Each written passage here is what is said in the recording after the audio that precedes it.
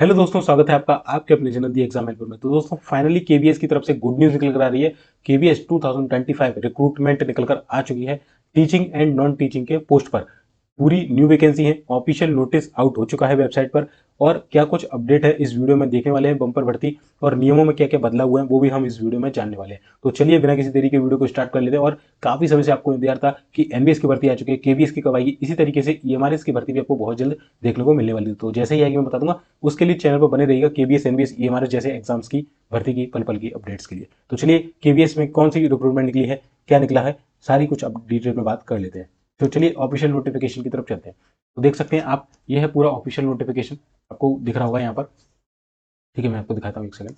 देखिए, office memorandum dated 20/3/2025। आप इसे केबीएस की जो ऑफिशियल वेबसाइट है वहां से भी जाके इसे आप जो है डाउनलोड कर सकते हैं। इसे मैं अपने Telegram channel the exam helper पर डलवा दूंगा, तो वहां से जाके आप इसे चेकआउट कर सकते हैं। ठीक है, चलिए। तो सब्जेक्ट है कि recruitment rules for teaching and non teaching post in KBS revised. यानी कि जो टीचिंग और नॉन टीचिंग पोस्ट के जो केबीएस में रिक्रूटमेंट के जो रूल थे, यानी कि जो भर्ती के लिए जो नियम अपनाए जाते थे, उनको रिवाइज किया गया है। In separation to existing recruitment rule, the recruitment rules for teaching and non-teaching posts as approved by chairman KVS and honorable minister of education are circulated herewith for general information।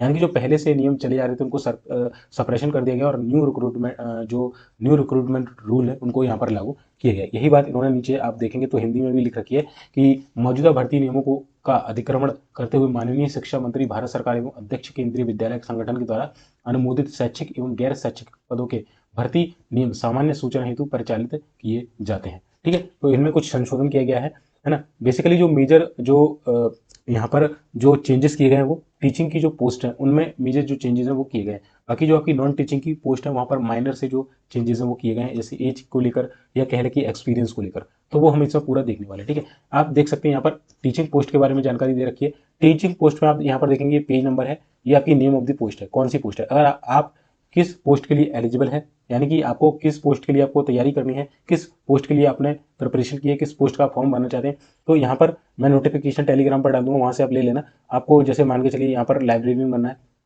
तो आप 21 number page पर जाइए, उसकी पूरी detail आपको मिल जाएगी। ठीक है, यहाँ पर आपको हेडमास्टर बनना है, पीआरटी का म्यूजिक बनना है, या पीजीटी में मैथ्स फिजिक्स केमिस्ट्री बायोलॉजी इनका टीचर बनना है, तो 10 से 12 पेज नंबर पर जाएंगे, आपको वो सारी जो डिटेल मिलेगी। आपको प्रिंसिपल बनना है, असिस्टेंट कमिश्नर बनना है, तो देख लेना। ठीक है, चलिए ओके। और इसी तरीके से आपको दिखेगा नीचे नॉन टीचिंग पोस्ट के बारे में।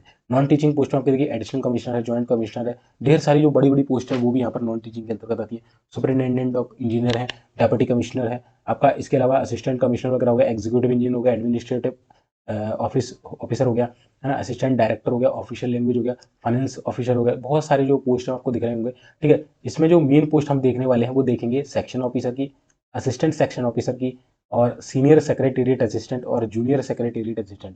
सीनियर सेक्रेटेरिएट असिस्टेंट को हम यूडीसी बोलते हैं, और जूनियर सेक्रेटेरिएट असिस्टेंट को हम क्या बोलते हैं, एलडीसी बोलते हैं। ठीक है, मेनली जो हमारा मेन जो आज का पॉइंट रहेगा वो इसी पोस्ट के बारे में रहेगा, क्योंकि ज़्यादातर जो स्टूडेंट है वो इसी पोस्ट के लिए यहाँ पर तैयारी करते हैं। जूनियर सेक्रेटेरिएट असिस्टेंट एलडीसी की जो पोस्ट है उसके लिए 59 नंबर पर आपको पेज पर जाके आपको मिल जाएगा। उसके अलावा देखिए स्टाफ कार वगैरह की जो पोस्ट है वो भी यहाँ पर दे रखी है। ठीक है, हम मेनली बात करेंगे केबीएस के जो यहाँ पर जेएसए है उसके बारे में। बाकी पोस्ट के लिए भी मैं जो अदर पोस्ट है उनके लिए भी मोटा मोटा आपको यहाँ पर मैं जो है जानकारी देते चलता हूँ। ठीक है, तो चलिए आपको वन बाय वन मैं आपको यहाँ पर जानकारी देते चलता हूँ। ओके, चलिए देखिए, ये कमिश्नर वगैरह तो देखिए बहुत बड़ी पोस्ट है, तो यहाँ का तो हम बन भी नहीं सकते, है ना, इतना तो मतलब बहुत ज़्यादा वो चाहिए होती है इसके लिए पढ़ाई।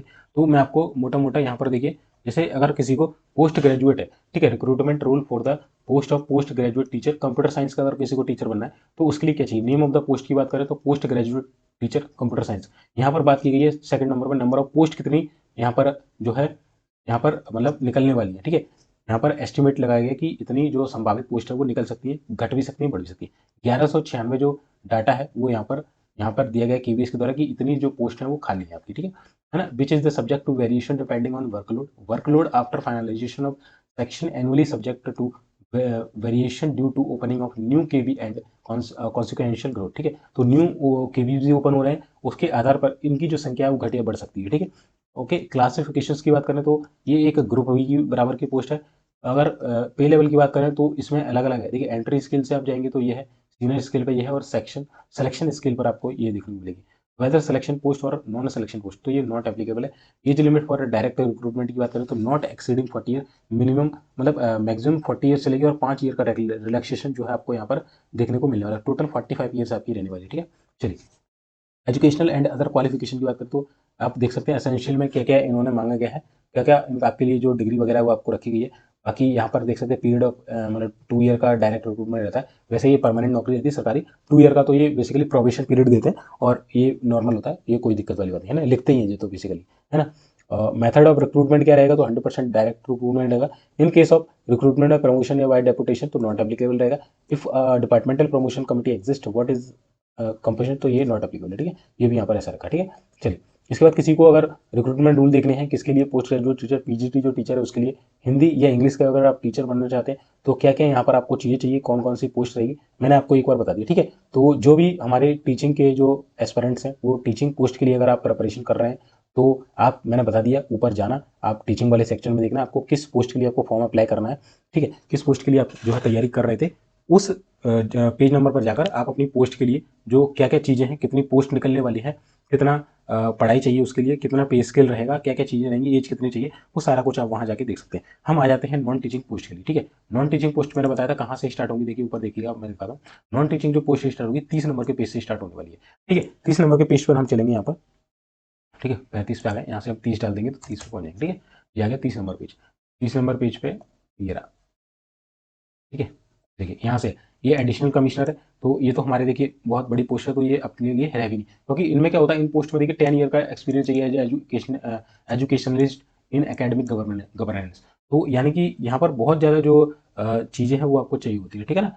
बहुत सारी डिग्री वगैरह, बहुत सारा एक्सपीरियंस वगैरह चाहिए था। जो मेन पोस्ट है जिसके लिए आप छात्र जो है अप्लाई कर सकते हैं, वहाँ पर मैं आपको ले चलता हूँ सीधी सीधी, ठीक है। बाकी कोई अगर ऐसा विद्यार्थी है जो इसके लिए एलिजिबल है, वो बिल्कुल आप, मैंने बता दिया, पेज नंबर और पोस्ट नंबर देख के वहाँ से जाके आप उसके रिक्रूटमेंट रूल यहाँ पर पढ़ सकते हो, कितनी वैकेंसी है, क्या है, सारा कुछ ही, ठीक है। चलिए, मैं आपको मेन पोस्ट बता देता हूँ जो आपकी निकलने वाली है, ओके। चलिए, किसी को वीडियो अगर स्लो लग रहा है तो स्पीड बढ़ा के भी आपको देख सकता है, ओके। चलिए, देखिए, असिस्टेंट कमिश्नर चल रहा है अभी भी, और यहाँ पर भी असिस्टेंट कमिश्नर है। यहाँ पर आपका आ गया एग्जीक्यूटिव इंजीनियर। इसमें भी देखिए आपको आपका क्या लगेगा, एक्सपीरियंस मांगा गया है, ठीक है। मैं आपको दिखाता हूँ, KVS with at least 7 year of regular service in the grade in the KVS, ठीक है। ये आपको चाहिए होता है, ठीक है, यानी कि ये आपको चाहिए, ओके। चलिए, इसके बाद एडमिनिस्ट्रेटिव ऑफिसर की बात करें, AO की बात करें तो यहाँ पर भी देख सकते हैं आप 3 year regular service section officer at least पे लेवल 7, 3 ईयर्स की आपको वहाँ पर आपको जो एक्सपीरियंस है वो होना चाहिए, रेगुलर सर्विस आपकी मांगी गई है। अगर बात करें यहाँ पर असिस्टेंट डायरेक्टर ऑफिशियल लैंग्वेज की, तो यहाँ पर भी बहुत सारी डिग्रीज वगैरह मांगी गई है, एक्सपीरियंस वगैरह भी इसमें मांगा गया, 3 ईयर्स के एक्सपीरियंस मांगा गया, ठीक है। तो ये आपको देख लीजिए, ये भी आप एलिजिबल नहीं होंगे, है ना। फाइनेंस ऑफिसर बनना है, इसके लिए भी आप देख सकते हैं कि एक्सपीरियंस वगैरह मांगा गया, PGD में 2 ईयर्स फुल टाइम का, ठीक है, और 4 ईयर्स पोस्ट क्वालिफिकेशन एक्सपीरियंस, बहुत सारी जो चीज़ें हैं वो यहाँ पर मांगी गई है। बाकी बात करें असिस्टेंट इंजीनियर अगर किसी बनना है तो 2 ईयर का अगर एक्सपीरियंस है in design and engineering in concern branch from government department या ऑर्गेनाइजेशन या इंस्टीट्यूट में, तो आप इसके लिए भर सकते हैं असिस्टेंट इंजीनियर के लिए, ठीक है। चलिए, असिस्टेंट एडिटर की बात करें तो यहाँ पर फिर से देखिए 3 साल का एक्सपीरियंस मांगा गया, प्रिंट में, इलेक्ट्रॉनिक में, डिजिटल जर्नलिज्म में। तो फिर बोल रहा हूँ, अगर आपके पास कोई पर्टिकुलर डिग्री है और पोस्ट देख लेना, अगर आपका उससे रिलेटेड पर्टिकुलर डिग्री है तो उसके रिक्रूटमेंट रूल पढ़ लीजिएगा, कितनी वैकेंसी है, क्या अवेलेबल है, क्या सारी चीज़ें, वो वहाँ से आप चेकआउट कर सकते हैं आगे, ठीक है। सीनियर ट्रांसलेटर हो गया, इसके लिए भी एक्सपीरियंस मांगा गया होगा, है ना, ठीक है। चलिए, मैं आपको अगला ले चलता हूँ। अगला है आपका, देखिए अगला है पोस्ट ऑफ प्राइवेट सेक्रेटरी के बारे में बात की गई है। तो यहाँ पर देखिए 100% by promotion following which by deputation base, ठीक है। और ये डेपुटेशन बेसिस पर है बेसिकली जो पोस्ट है ना, तो ये रहता है, ओके। चलिए, और इसके बाद आगे देखेंगे तो सेक्शन ऑफिसर, इसकी हमने बात की थी, सेक्शन ऑफिसर और असिस्टेंट सेक्शन ऑफिसर के बारे में, ठीक है। तो इसके हम एक बार रिक्रूटमेंट रूल देख लेते हैं जल्दी से। तो number of post, name of the post है सेक्शन ऑफिसर। पोस्ट जो यहाँ पर संभावित है वो 30 पोस्ट है ना। और यहाँ पर ग्रुप बी की पोस्ट है, लेवल 7 की पोस्ट रहने वाली है। यहाँ पर सिलेक्शन पोस्ट है ये बेसिकली, ठीक है। एजुकेशनल क्वालिफिकेशन अभी दी नहीं गई है, जब इसकी वैकेंसी निकलेगी तो होगा, है ना। प्रोविजन पीरियड रहेगा 2 year, provision is applicable for LDC limited departmental competitive exam के लिए। ये जो पोस्ट है बेसिकली 50% बाय प्रमोशन भरी जाती है और 50% बाय LDC के द्वारा भरी जाती है। तो ये डायरेक्ट रिक्रूटमेंट बिल्कुल नहीं है, अगर आपका इसका डायरेक्ट रिक्रूटमेंट नहीं होगी, ठीक है। यहाँ पर देखिए लिखा है कि age limit of direct recruit not applicable, क्योंकि डायरेक्ट रिक्रूटमेंट नहीं है, केवल जिन्हों जो ऑलरेडी यहाँ पर जॉब में है KVS की, उनका 50% तो प्रमोशन हो जाएगा, बाकी उनका कुछ ईयर होते हैं, अगर वो ईयर कंप्लीट कर लेते तो उनका डिपार्टमेंटल एग्जाम होता है, अगर आप उसको पास कर लेते तो विदाउट प्रमोशन के आप उसमें यहाँ पर उस ग्रेड तक पहुंच सकते हैं। ठीक है, चलिए अब बात आ जाती है ASO की, असिस्टेंट सेक्शन ऑफिसर की। इसमें देखिए क्या मांगेगा, बेसिकली लेवल 6 की जॉब है, 661 वैकेंसी यहाँ पर संभावित है, और यहाँ पर देखिए बैचलर डिग्री आपके पास है तो आप इसका फॉर्म भर सकते हैं। अब सेकंड जो चीज़ बोली गई उन्होंने कि वर्किंग एज अ UDC या SSA, यानी कि जो JSA है उसके भी 2 लेवल ऊपर, लेवल 4 में आपको वर्किंग होना चाहिए on regular basis for minimum 3 years in level 4। Level 4 में आपके मिनिमम 3 साल की जो सर्विस है वो मांगी गई है। नॉलेज होनी चाहिए कंप्यूटर एप्लीकेशन की और working knowledge of Hindi and English. अगर कोई विद्यार्थी लेवल 4 में 3 साल यहाँ पर वर्किंग है तो इसका वो जो फॉर्म है वो भर सकता है। बाकी आप देख सकते हैं 25% केवल डायरेक्ट रिक्रूटमेंट से होगा, 25% जो है प्रमोशन से होगा, और 50% जो है LDC एग्जाम से होने वाला है यहाँ पर। ठीक है, समझ गए। चलिए अगला देखिए, जूनियर ट्रांसलेटर का अगर कोई के पास किसी के पास डिग्री है तो वो यहाँ पर भर सकता है, मास्टर डिग्री वगैरह इसके लिए आप देख सकते हैं। ठीक है, ओके। चलिए अगला देख लेते हैं हम दोस्तों। अगला हमारा निकलता है स्टेनोग्राफर ग्रेड 1। तो किसी विद्यार्थी ने स्टेनोग्राफर अगर किया होगा तो वो इसका फॉर्म भर सकता है। यहाँ पर देखिए, working as stenographer grade 2 on regular basis of 5 years in the central state. अगर आपने किसी भी 5 साल का एक्सपीरियंस मांगा मोटा मोटा, अगर मान के जाए स्टेनोग्राफर ग्रेड 2 में, तब आप ग्रेड 1 का यहाँ पर फॉर्म भर सकते हैं। लेवल 6 की जॉब है। ठीक है, वहीं स्टेनोग्राफर ग्रेड 2 की बात करें तो इसमें क्या मांगा गया, देखिए यहाँ पर जो संभावित पोस्ट है वो 64 है, और ग्रुप सी की पोस्ट है, लेवल 4 की ये पोस्ट है। ठीक है, और एज लिमिट आप यहाँ से देख सकते हैं। एसेंशियल में क्या मांगे, ग्रेजुएशन होना चाहिए आपको किसी भी यूनिवर्सिटी से, और स्किल टेस्ट के नॉर्म्स होते हैं वो आपको आनी चाहिए। डिक्टेशन होगी 10 यहाँ पर इसकी 80 वर्ड पर मिनट। ठीक है, @ 80 वर्ड पर मिनट, 10 मिनट में। ठीक है, चलिए, और ट्रांसक्रिप्शन होगा 50 इंग्लिश और 65 का हिंदी। ठीक है, ये रहेगा। और बाकी देख सकते हैं knowledge of working of computer और proficiency in Hindi and English. ठीक है, 100% डायरेक्ट रिक्रूटमेंट से भरा जाएगा। ठीक है, तो ये आप भर सकते हैं अगर किसी के पास ग्रेजुएशन है और स्टेनोग्राफर का अगर उसने कोर्स किया हुआ है तो भर सकता है। अब बात कर लेते हैं सीनियर सेक्रेटेरिएट असिस्टेंट, जो कि आप JSA के बाद प्रमोशन के बाद बनते हैं। तो यहाँ पर 1511 पोस्ट संभावित है। ठीक है, और ग्रुप सी की पोस्ट है, लेवल 4 की एक पोस्ट है, और यहाँ पर एज लिमिट 30 मैक्सिमम 35 रखी गई है। अब यहाँ पर क्या क्या चीज़ें मांगी गई हैं, तो बैचलर डिग्री आपके पास होनी चाहिए, वर्किंग एज अ JSA या LDC और equivalent on a regular basis for minimum 3 years in level 2। Level 2 में 3 साल आपकी सर्विस होना चाहिए किसी भी सेंट्रल गवर्नमेंट में या NVS में या KVS में या EMRS में। तो 3 साल की लेवल 2 में अगर जॉब है तो आप इसका फॉर्म भर सकते हैं। ठीक है, कंप्यूटर एप्लीकेशन की नॉलेज होनी चाहिए और working knowledge of Hindi and English आपको आनी चाहिए। ठीक है, तो मिनिमम 3 साल का एक्सपीरियंस मांगा गया है लेवल 2 की जॉब पर। ठीक है, इसमें भी वही है, 25% डायरेक्ट रिक्रूटमेंट से, 25% प्रमोशन से, और 50% जो है LDC एग्जाम से ये पोस्ट भरी जाएंगी। चलिए अब आते हैं मेन जो अपना हाईलाइट है, जिसमें किसी भी प्रकार का एक्सपीरियंस वगैरह नहीं मांगा गया है, वो है आपका JSA। सीधा सीधा पोस्ट देखेंगे तो आप 1629, तो काफ़ी संख्या में, काफ़ी अच्छी संख्या में यहाँ पर पोस्ट निकल के आने वाली है दोस्तों। मतलब काफ़ी अच्छी संख्या में आपको ये नंबर ऑफ वैकेंसी यहाँ पर मानेंगे इसको, क्योंकि बहुत बड़ा नंबर होता है 1629 आज के ज़माने में। अब ये मत बोला कि यार 1629 में क्या ही होता है, इतने करोड़ की जनसंख्या, भाई बहुत है, पढ़ने वाले उतने ही हैं हालांकि। ठीक है, और वनडे जैसे एग्जाम में इतनी पोस्ट एक उसके लिए निकलना बहुत बड़ी बात होती है। ठीक है ना, यहाँ पर मैं फिर बोल रहा हूँ कि यहाँ पर चेंजेस भी हो सकते हैं, घट बढ़ सकती है वैकेंसी। ओके, ये इन्होंने साफ साफ बोल दिया। ठीक है, चलिए अब देखिए, लेवल 2 की जॉब है, आपका बेसिक पे जो रहेगा 19,900 रहेगा, और 63 जो इनहैंड सैलरी जो मिलती है मोटा मोटा मैं यही बताया था आपको लेवल 2 में, वो लगभग आपकी 35 के आसपास रहती है। ये सिटी वाइज वेरी कर सकता है। ठीक है, ओके। चलिए, और यहाँ पर 18 से 27 साल की एज मांगी गई है, और 5 ईयर का आपको रिलैक्सेशन देखने को यहाँ पर मिलने वाला है। बात कर ले एसेंशियल में क्या मांगा गया, तो केवल 12th पास। क्या मांगा गया भाई, तो जिस किसी भी विद्यार्थी ने 12th पास कर रखी है वो इसका फॉर्म भर सकता है। अच्छी बात तो ये है, कुछ नहीं है। ओके, ये हो गया। टाइपिंग स्पीड आपकी 35 वर्ड पर मिनट इंग्लिश में, या तो इंग्लिश या हिंदी में 30 वर्ड पर मिनट हो, तो आप इसका फॉर्म भर सकते हैं। ठीक है, फॉर्म इन द भर, आप फॉर्म भर दीजिए, बाद में भी जब पेपर के बाद आपका टाइपिंग होगा तब आप इसका जो है चीज़ें देख सकते हैं।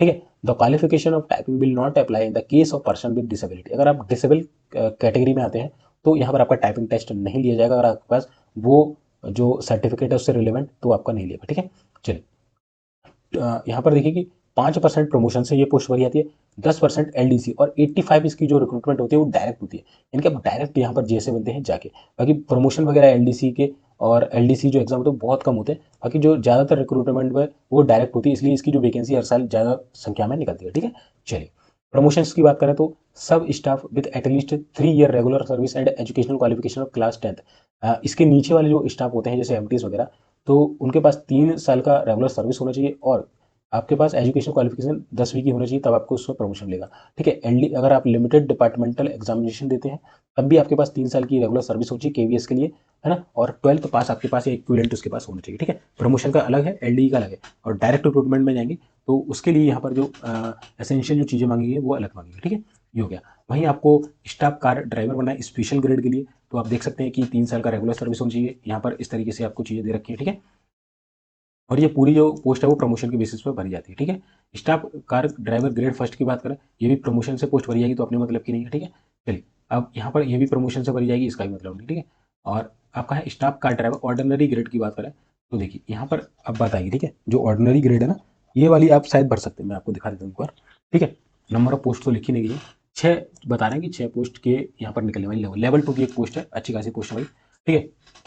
ये चीज लिमिट देख सकते हैं। एसेंशियल में क्या मांगे आप यहाँ से देख सकते हैं, position of valid driving licence हो आपके पास, knowledge of motor mechanism, the candidate should be able to remove minor defects in vehicle, छोटी मोटी आपको प्रॉब्लम अगर गाड़ी में आती है तो आपको सॉल्व करना आना चाहिए। Experience of driving a motor car for at least 3 years and pass in test, 10वीं की मार्कशीट है, 3 साल का एक्सपीरियंस है कार चलाने का, और एक हैवी लाइसेंस, और छोटी मोटी आपको जो दिक्कत होती है कार में अगर वो है तो आप इसको भर सकते हैं, ये एसेंशियल है, ठीक है। ये डिजायरेबल है तो ठीक है, नहीं है तो कोई दिक्कत नहीं। 3 साल सर्विस किया होमगार्ड में, सिविल वॉलंटियर है तो आप इसका फॉर्म भर सकते हैं, बाकी आप ये देख सकते हैं, ठीक है। और डायरेक्ट रिक्रूटमेंट होने वाली है, ध्यान रख लेना, है ना। Deputation basis observer following which bye direct recruitment, ठीक है। डेपुटेशन भी हो सकता है, और इस तरीके की चीज़ें भी इसमें देखी जा सकती हैं। बाकी इसके फॉर्म निकलेंगे तो आप इसका जो फॉर्म है वो यहाँ पर भर सकते हैं, ठीक है। तो मेन जो हमारा मोटिव था वो था हमारा JSA वाला, जिसके बारे में मैंने आपको डिटेल में यहाँ पर जो जानकारी है वो दे दी है। तो इसी के बारे में हम बात करेंगे अगली वीडियो में, इस पर रिलेटेड वीडियो लेके आऊँगा कि कब इसका नोटिफिकेशन हमें देखने को मिल सकता है, और क्या क्या चीज़ें होती हैं इसमें, क्या सैलरी रहती है, क्या सिलेबस, वैसे बता दिया मैंने सब कुछ। फिर भी एक अलग से एक वीडियो बनाऊंगा केवल पर्टिकुलर JSA की पोस्ट के लिए, ठीक है। आप कमेंट सेक्शन में बताइएगा कि आप किस पोस्ट की तैयारी कर रहे हैं, किस पोस्ट के बारे में आपको और जानना है, या JSA के बारे में और क्या क्या आपको जानकारी चाहिए, नीचे कमेंट सेक्शन में कमेंट जरूर कर दिएगा। वीडियो अच्छा लगा हो लाइक कर देना, इसी तरह की और अपडेट्स के लिए चैनल को सब्सक्राइब कर लेना। मिलते हैं फिर नेक्स्ट वीडियो में, तब तक के लिए जय हिंद, जय भारत।